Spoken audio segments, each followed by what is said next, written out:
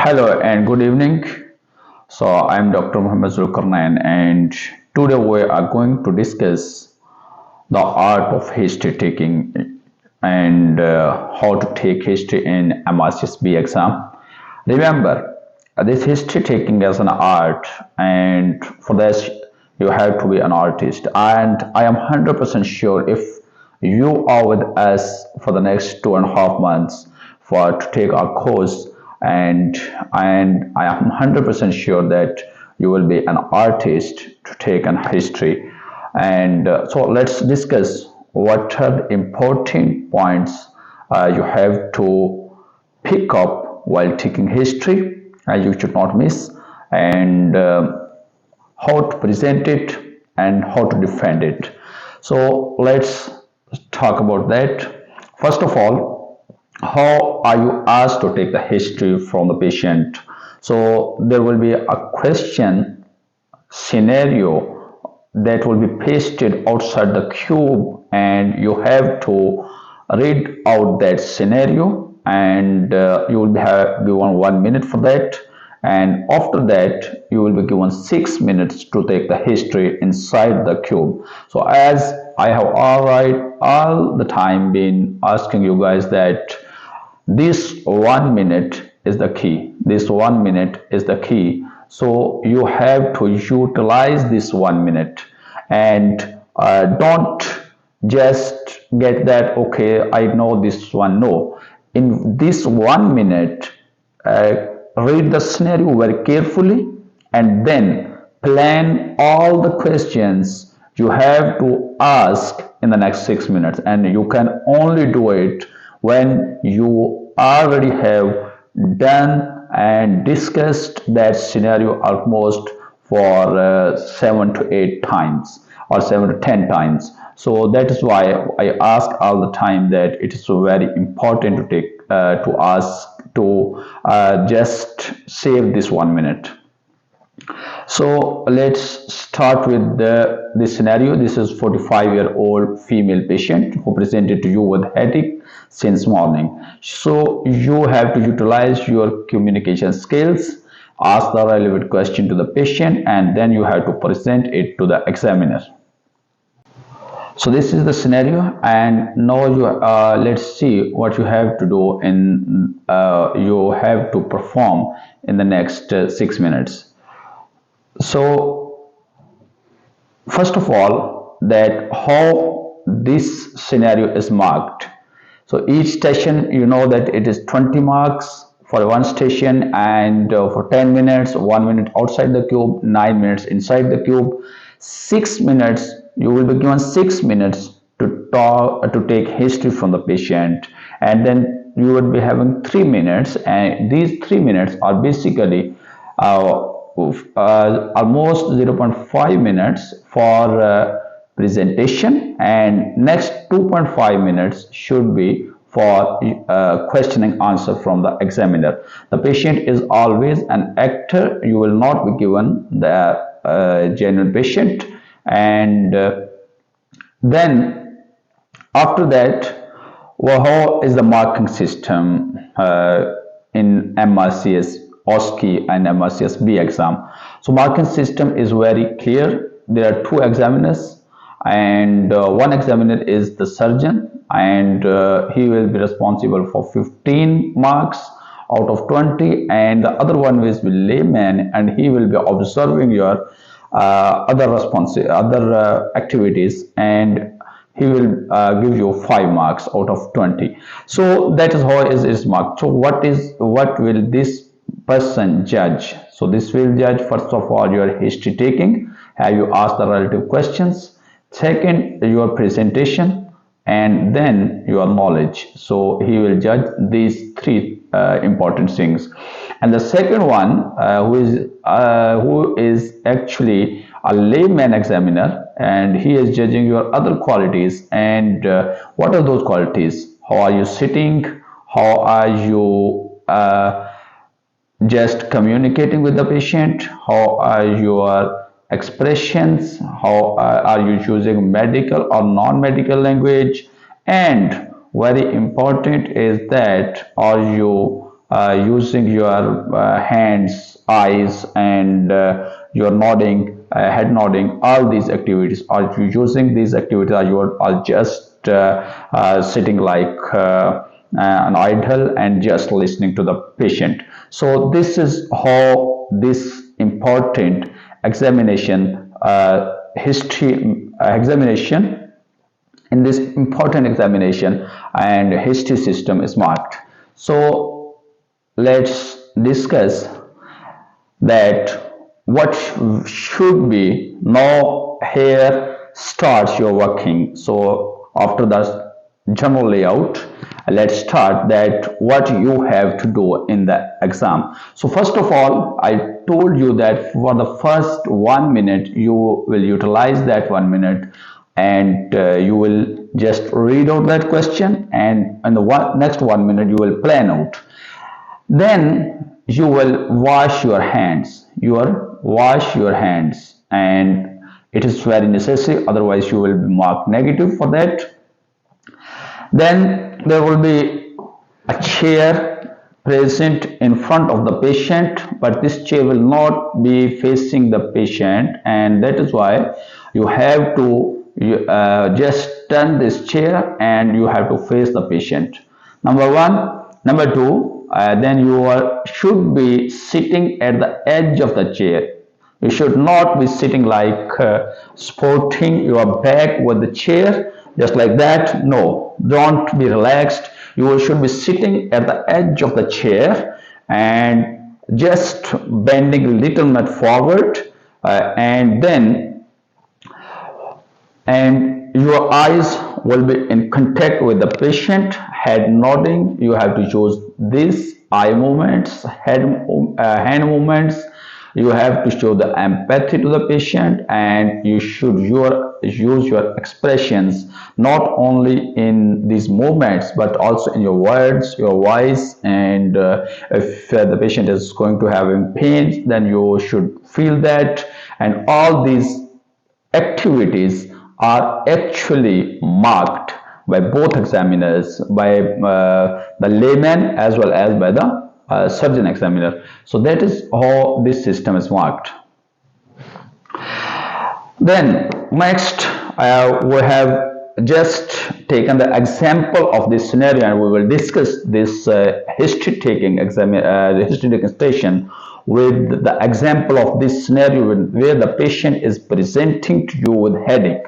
So let's start that. How will it start now? You are sitting in front of the patient at the edge of the chair, and your hands are in front of you and your legs are not crossed. Very important, your legs are not crossed, and you are sitting like that. You will be having a one paper and a pencil, and you can write those questions, but you will not write those questions with turning your head from the box that's the patient's head and just writing, and you will be writing just on the paper but not see on the paper. Okay, so what should be will be your opening sentence? So you will just start with hello, good evening or good morning, whatever the time is. I am Dr. Mohammed Zulkarnain, one of the surgical exam candidates. So it will cover your two things. Number one, your name and your designation or your role. And I am Dr. Mohammed Zulkarnain, one of the surgical exam candidate. And then you will confirm the name and age of the patient. So you are asked, may I confirm your name and age? May I confirm your name and age? So after that, you will ask the patient, today I have been asked to ask few questions regarding your complaints or regarding your problems. Today I have been here to discuss with you about your problem. So any term, any phrase you can use to the patient, and then can ask some questions from the patient. And then after that, you will not start directly taking the history, because this important, I have already told you that it will mark about 5 marks out of the 20. Then you will ask the patient, then Is it okay for you? Is it okay for you? Is it okay for you? Or are you understanding me? Have you understood my point? So any phrase you can use. So you will ask the patient about the understanding, and you then gain the consent. And then ask the patient that no problem, don't worry. If you have any problem during history taking, then we can stop it. And if you need a chaperone, here is the chaperone. So you can, for example, in a patient with impotence, you need a chaperone. So in those particular stations, you can ask the patient about the chaperone, and ensure and give the patient the trust. So that is how you will start your history. So I will say, hello, good evening, I'm Dr. Mohammed Zulkarnain, one of the surgical exam candidate. May I confirm your name and age, please? And then after confirming them, okay, Mr. James, nice to meet you. Today I have been, so your hands must be moving. Nice to meet you, Mr. James. Today I have been asked to ask few questions regarding your problems. Is it okay for you? Okay, nice. Thank you so much. So don't worry, I will ask about your problems, and then I will discuss with my consultant to reach out exact diagnosis what is and then to treat you. So that will complete in about 25 to 30 seconds. And then after that, okay, then you will say, okay, then what should be your opening sentence, very important sentence to the patient. So you ask you, okay, because the exam back in outside the cube, the question will be written there. So you ask you, okay, how did your headache start? No, you did not start. How did your tummy pain start? No, you would not start like that.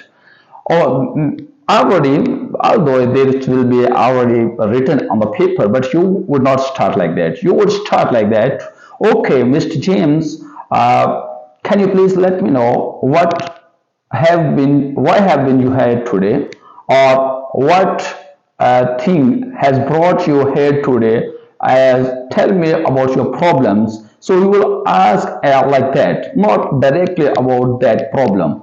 And then when the patient is answering you for this question particularly, you will not disturb the patient until you feel that the patient is distracting and going somewhere else. Then you can retract the patient towards the main point, so that facilitate the patient. And then after he has told, you can ask the patient, can you tell me something more about your problems, or your pain, or your anything if the patient is presenting. For example, this patient is presenting with headache. So you ask the patient, can you please let me know something more about your headache? So that is how your this station, this important history taking will start.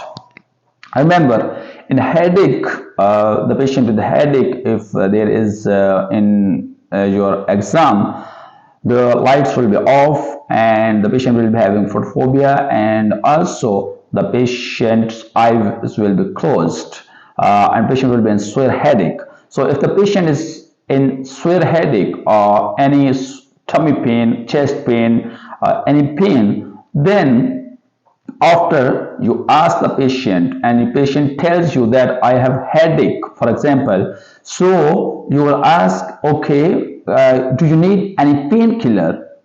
Are you okay with that?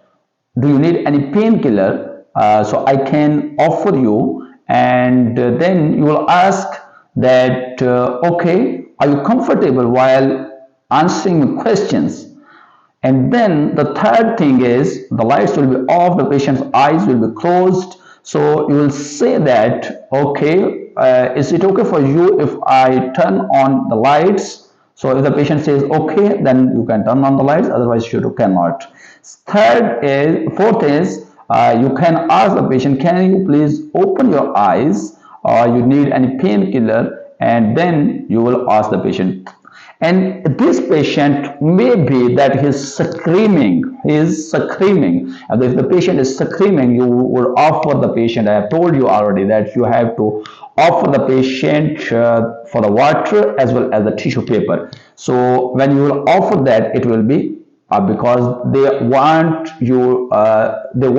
to judge empathy from you. So you will ask for the water as well as tissue paper, and you ask for the lights, opening of the eyes, and then about the painkiller. So all these 5 points will be for to judge the empathy. Second, if the patient is not of headache of the other pain, for example, tummy pain, chest pain, or leg pain, even then you will offer about the painkiller and will ask, are you comfortable while answering my questions? And if the patient is screaming, rolling, then you can ask about the tissue paper as well as the water. If the patient is wandering in the room and then tapping his head, okay, I got pain, then you go to the patient and okay, say, okay, don't worry, Mr. James, I'm doctor here for you, and I have some solution for you. I have some painkiller, so can you please lie down on the bed, or you can sit on a chair, so that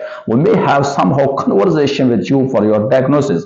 So it may feel somehow uncomfortable for you to start, but they want to judge your communication skills here so that you are just safer for the patient. So that is how they will judge. Your station will start, and then your next questions will start. So next, if the patient is having pain and he told you, the patient has told you, okay, I have pain, so you will not say, okay, you need painkiller, can you open your eyes? No. First you will say, oh, I'm really sorry to hear that, Mr. James, it have been really disturbing for you. So do you need any painkiller for this? So your hands, your head nodding, your eyes, your voice, all should be with the patient. So you will not be okay, Mr. James, you have pain. Do you need painkiller? And then there is second, okay, Mr. James, I'm really sorry to hear that about your pain. I can understand it is really uncomfortable for you. So do you need any painkiller right now? So there is hell of difference between these two expressions, and that is how they want to judge you in the exam, because they will be patient will be actor and you have also to be an actor. So next, what you have to ask in the details of the pain. So there is a mnemonic, you know that already about, and you are from your medical student, for some medical graduation knowledge that Socrates, we use it with what is the site, where is the pain. So you ask you, can you please point out, Mr. James, where is the pain? How did it start, onset of the pain? Then about the character of the pain, you know there is different characters of the pain: dull, itching, burning, stabbing. So you ask, can you please let me know what kind of pain is it? It is burning, is it stabbing, heaviness, or something else like that? And then you asked about radiation of the pain, that where does it radiate? Does it remain at the same side, for example in the chest, or it radiate toward the back, or the tummy, or some other side? So it asks about like that. Then about the associated symptoms, for example in the headache, you can ask about the associated symptoms, if there is any fever, any vomiting and nausea, throw up, in the pain in the ears, pain in the nose or the nostrils. So you will ask about the associated symptoms. Then what is the timing? What is the time when the pain starts? Is it particular time, or it is all the day? And then you will ask about the eliminating factors and as well as the aggravating factors. So ask you, the patient, okay, Mr. James, can you please let me know, Mr. James, there is particular thing which makes it better or worse. So you ask in one sentence, and because you also have to save the time, So I will just summarize all the phrases at the end. And then you are asked about the severity. Okay, Mr. James, if you have to score your pain from 1 to 10, 1 being the least and 10 being the worst pain, so how would you score it?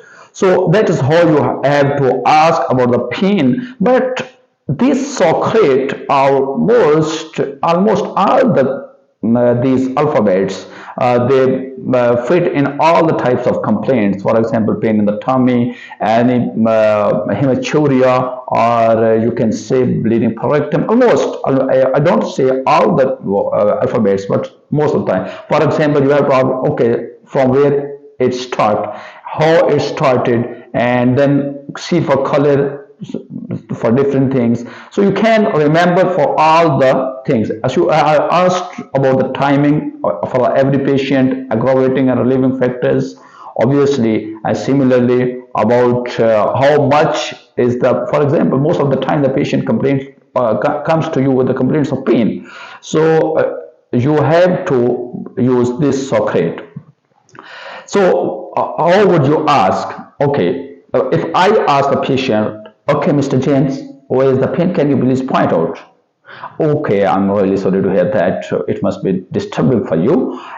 So can you please let me know how did it start?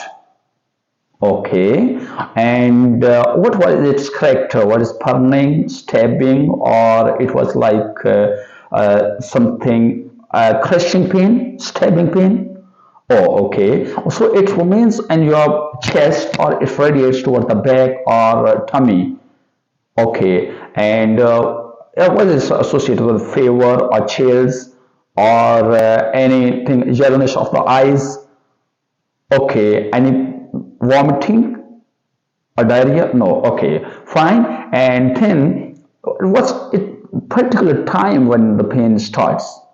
No, okay. And anything else, anything which makes it better or worse? Nice. Okay. And if you have to score this pain from 1 to 10, 1 being the least and the 10 being the worst, so how would you score it? Okay, nice. Thank you so much. So after you completed this Socrates, thank you so much for your cooperation. And then you will ask, okay, Mr. James, I have to ask you a few more questions. And you will say, I have just mentioned in these slides about a Socrates, that how the pain you can see here the characters, different characters of the pain: itching pain, throbbing pain, pounding pain, pulsating pain, stabbing, pressure pain. So radiation for the head, you can say the radiation towards the neck and also face and the eyes, and then associated symptoms, and similarly other things, severity, and I have just mentioned these things.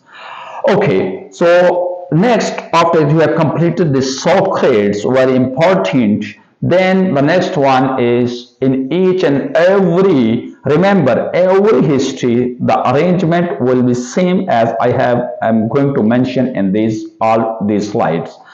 So next is you rule out differential diagnosis. Some people call this as red flag, and some call it as differential diagnosis, but I call it as differential diagnosis because based upon these questions, you will rule out where the patient is going on. Okay, so how will you start? You will have any trauma. So do you have any accident or injury to your head? So this will be the question. For subarachnoid hemorrhage, is it just reach highest score within 5 minutes?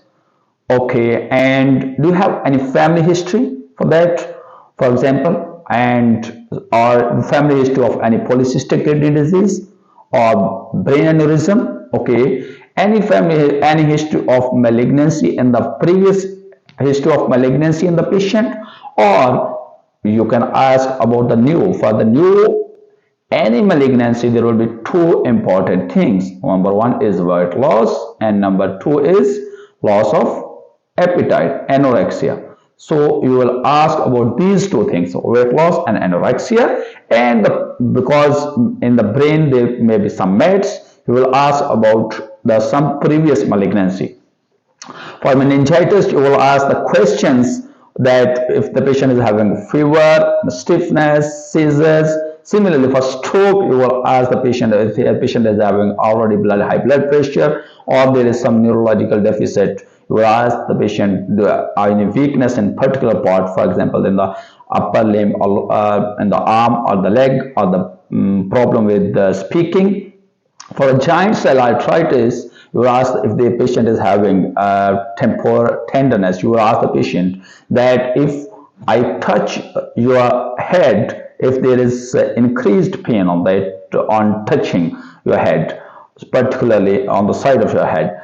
So that is how that it was just related to this headache, but particularly for all those other problems, you have to rule out differential diagnosis, and you should remember 1 to 2 questions related to that diagnosis, differential diagnosis. So we will ask just those questions. Okay, and once you are no up to till now you have asked the complaints, history of presenting illness, and then differential diagnosis. So three components have been completed after introduction and all those first slide of 5 marks. So next, very important thing were all the PLAB exams and Mrcs and Usmle exams, which are based, and you have to be very concise and very particular, and you should not forget that. And that is, what is your ideas, what are you concerned about, and what are your expectations. So you have to ask what the patient thinking about his problem, and why he is concerned about, what is the main thing he is concerned about, and what are his expectations from the doctor. So these three things must be asked after differential diagnosis, so that if the time is limit, you may not miss these three things. Otherwise, if you have not completed this eyes, then your marks will be deducted. So you have to ask straight away after ruling out the differential diagnosis. So let's see what are these different things. Okay, what I have just stated here, the importance, that's idea, concern, and expectation. Patient's ideas, concern, and expectations. So there are different phrases I have summarized for the ideas as well as concern and expectations. So this, let's go one by one. Tell me about what you think is causing the problem. Do you have any idea? You have any knowledge about what may be going on? What do you think this might be? What do you think that this might, what cause might be? So what is your best guess as to what is causing this problem? So there are different terms you can use, different phrases you can use, and then these phrases should be on your fingertips, so that you know that I have to use this phrase and ask the patient. Next is about the concerns. So patient may demonstrate 2 to 3 different problems, and obviously there will be 2 to different problems. For example, if the patient is with PR bleed, he will be having constipation as well. He may be having some altered bowel habits as well, tenesmus. So you ask the patient, what is your main concern about that? So maybe you ask, what's the main thing you are worried about? What's your main concern among all these problems? Maybe you are straightforward question. So what's your worst thing, and which thing is bothering you the most? So you questions maybe according to that. Then you will ask about expectations, and you will ask about different expectations, and you will say, okay, what were you hoping from us? What are your expectations from us to do for you? Okay, how can we help you? Okay, so there are different phrases you can ask the patient. Then a very important thing which I felt that it was somehow missing from the candidates, those appearing for the previous previous attempts, and this was summarizing. Number one was they were not understanding that what the summarizing is. So summarizing is not that you will start summarizing the whole of the case. Yes, you told me this, and this. No, it's not like that. It's like that if the patient tells you one important problem, then at the end you will say, okay, so you have this headache. So, for example, if a patient says to me that, okay, doctor, I have headache that is worst in the morning and least in the at night, and it increases when there is sunlight. So, after summarizing, and then I have also some nausea and vomiting with that. So when I have completed my history of presenting illness, at the end I will say, okay, Mr. James, you have pain, which a headache, which is worst in the sunlight, and it is associated with nausea and vomiting. Am I right? So this is very important, and this is judged by both of the examiners back, the layman as well as the surgeon, because this will make sure that you are very concerned about the patient.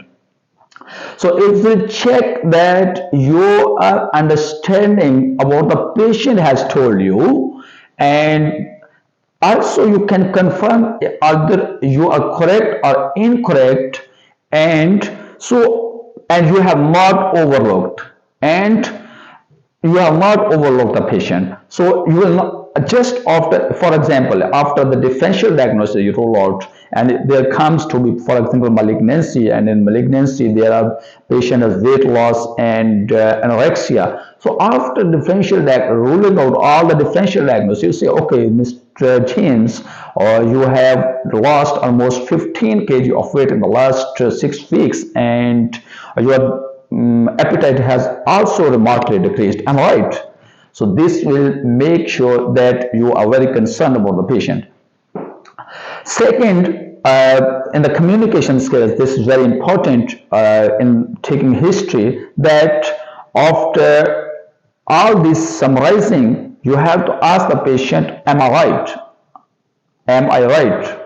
Okay, are you okay? So that patient understanding is just coinciding with you. Okay, next is signposting. For when you have completed all eyes and all these things, then you have to take some particular histories, for example, past medical history, past surgical history, family history, social history, and similarly the personal things you have to ask. So before jumping from one side to the other, you have asked the patient, okay, so I talked about your symptoms and your concern regarding them. Now I'm asking about your medical history and surgical history. For example, your medication. Now I'm going to ask you some important personal things. Are you okay with that? So now I'm going to ask about your family. So that patient, this is called signposting. And when you ask the patient these things, it just makes it very clear that you are so much confident in taking the history, and you know what the next step is going to be. So this will just create a positive impact on the patient, on the examiner, sorry. So I remember in these exams, which are MRCs Part B or PLAB Part B, as similarly steps. So no doubt they have tried their best to make these exams as objective as they could. But the next examiner, as well as those both of those examiners, they are human beings. And if your words, your expressions, and your these skills will not create a positive impact on them, then they and their minds, then they will make that just deduct your marks, not because that you are deficient of something, because all of them are human beings. So these are not totally objective exams, these are somehow subjective exams. So that is why you have to create a positive impact on the examiner as well. So that is why signposting, shaking your hands, nodding your heads, and your eye movements, all these are very important to make a positive impact. And I told you, you have to be artist here, and you just have to master this art of taking history. Next, again, you know that all these points, past medical history, past surgical history. In Pakistan, they have been asking, okay, past medical history is not significant, past surgical history is not significant, but it's not like that. That you ask just past medical history, okay, do you have any previous problem? No, it's not like that. There is somehow something different to be asked, from the patient regarding that particular problem. For example, I have put this scenario of a headache. So I will ask the patient if he has previous episode of headache and migraine, any previous history of intracranial bleed, previous history of such worst headache, previous history of any stroke, previous history of any trauma in the last 3 months, any history of, if you have asked already of, or obviously you are not going to repeat these questions again and again. So any history of malignancy, I'm just mentioned to create their importance. So any other medical conditions and any previous surgery. So the thing is, you will not just all have to be in your GP and taking any medication.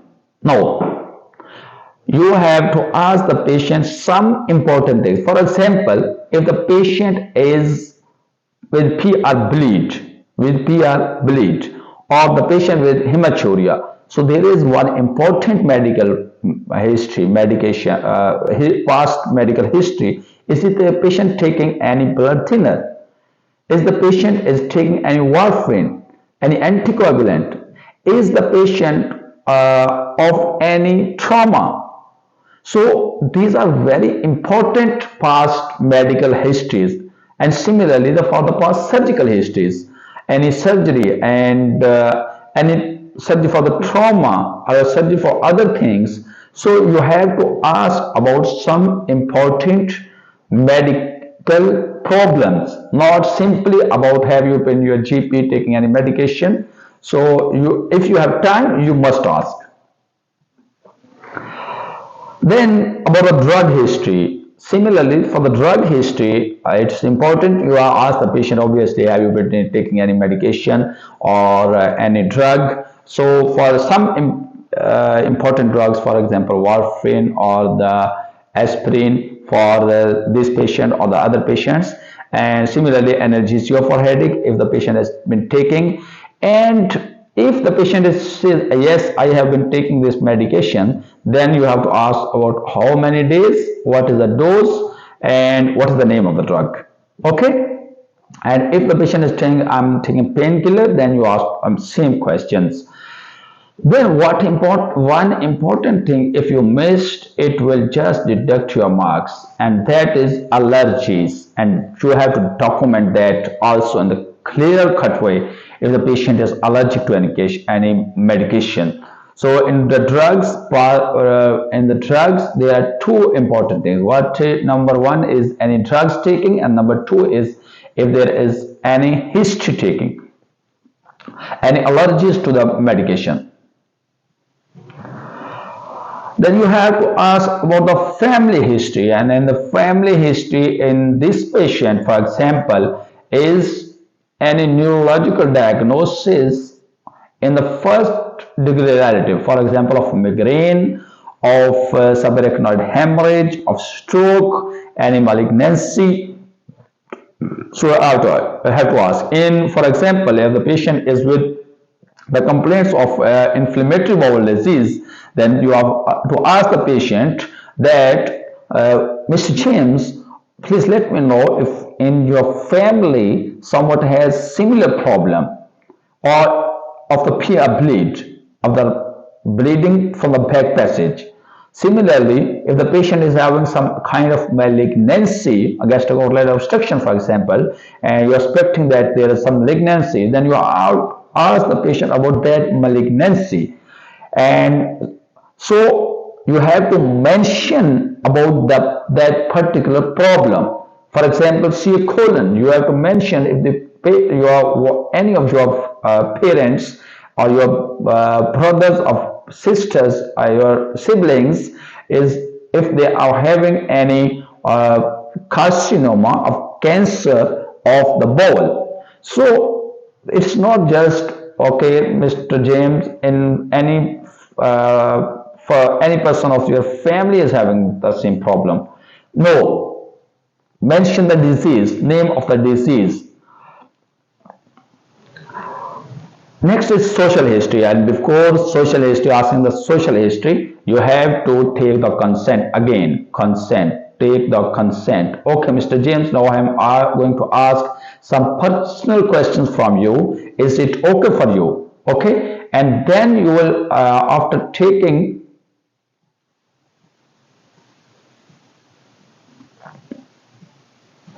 so after you have taken this and in this after you have taken the consent, you will ask about the smoking. And in smoking, if the patient says yes, I smoke, how many cigarettes per day and how many years,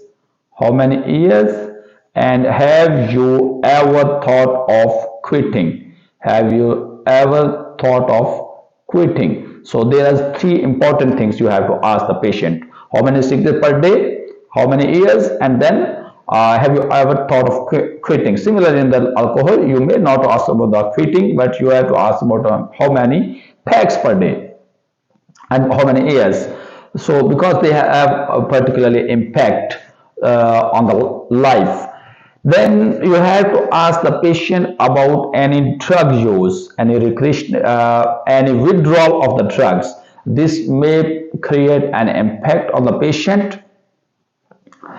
So you have to also ask about any withdrawal, and then living situation. You have to ask from each and every patient about the living situation, where do they live, and are they living alone or with family, and it is upstairs or downstairs, on the ground floor. So you have to ask the patient about the flat, stairs, and who lives with the patient, and so that you should know that when you are discharging the patient, so do you have patient does need care at home or not.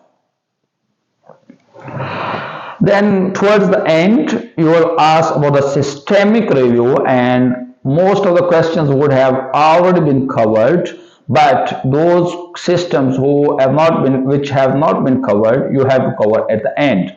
For example, cardiovascular, chest pain, about palpitations, about 1 to 3 questions. For your questions will be like, okay, Mr. James, do you have chest pain or palpitations or shortness of breath? Okay, do you have any cough or wheeze? Okay, what about your appetite? Do you have any vomiting and diarrhea and tummy pain? Okay, so what about your pee or your water work? And do you have any problem while passing the urine?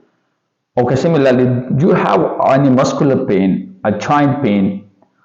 Okay, do you have any skin rashes? But remember, if some questions, for example, in this patient, you have already asked about the rashes or about the vomiting and nausea and appetite, and most of the problems you have already asked. So you would not repeat those questions. Just cover those areas which have not already been covered, and always ask about the systemic review at the end. Systemic review at the end. Don't ask in the middle or at the start.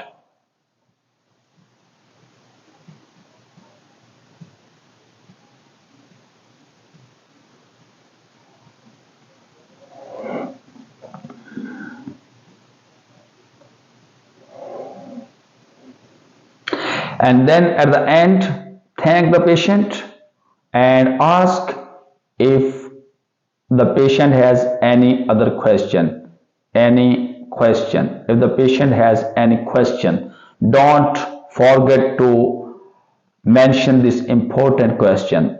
If the patient has any other question, and then thank the patient, wash your hands again, and then present your case.